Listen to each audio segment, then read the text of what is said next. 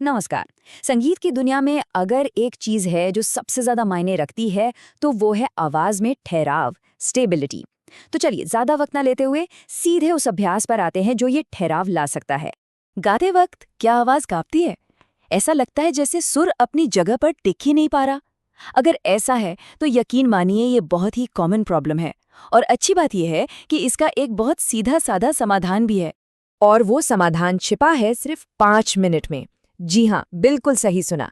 रोज के बस 5 मिनट और एक ऐसी खास टेक्निक जो आवाज में वो स्टेबिलिटी ला सकती है जिसका सपना हर सिंगर देखता है।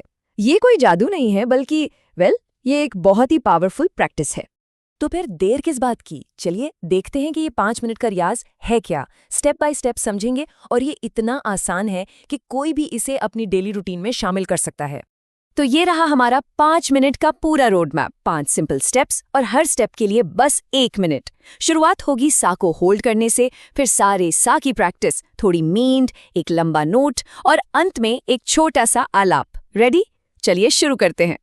तो आ जाते हैं पहले मिनट पर। यहीं से सारी कहानी शुरू होती है।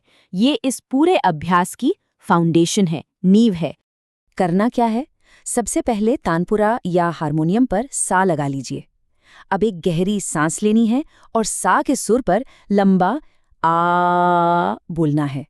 गोल ये है कि इसे कम से कम 10 से 15 सेकंड तक होल्ड करना है, बिना हिले दुले, एक ही वॉल्यूम पर।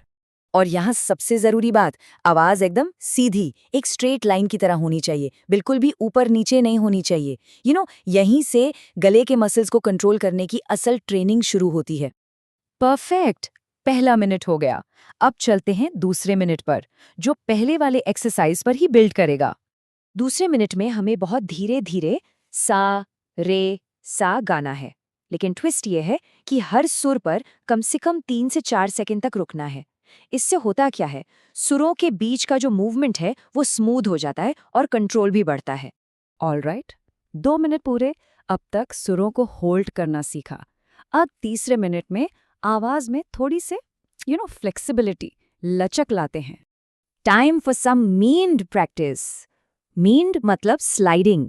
यहाँ सुरों को तोड़ना नहीं है बल्कि एक दूसरे से जोड़ते हुए जाना है, स्लाइड करते हुए, जैसे सा से रे पर, फिर रे से गा तक।